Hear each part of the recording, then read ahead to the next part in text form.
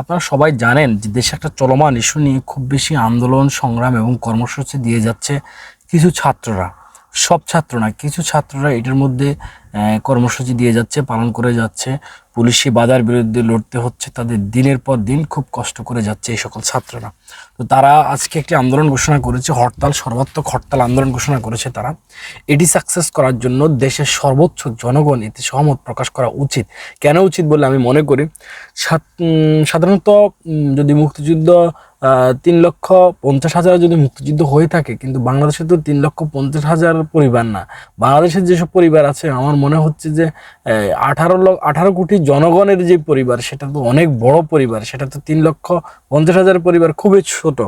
তাহলে এই মুক্তিযুদ্ধ কোটা 3,50,000 পরিবার যেখানে কুক্ষিগত করতে চাচ্ছে সারা দেশটাকে যেখানে আপনার কোটা যে বৈষম্যের শিকার হচ্ছে সাধারণ ছাত্ররা এবং অন্যান্য পরিবারের ছেলেমেয়েরা, সেখান থেকে আসলে এই আন্দোলনের সাথে একাত্মতা পোষণ করে আন্দোলনটাকে কঠিন থেকে কঠিনতর করে আপনারা পারেন এই বৈষম্যকে আসলে শেষ করার জন্য, এই বৈষম্যটাকে ধ্বংস করার জন্য, সমূল উৎপাটন করার আসলে এখনই সময় এসেছে। যে এই বৈষম্যটাকে আসলে এখনই তুলে দেওয়ার সময় এসেছে।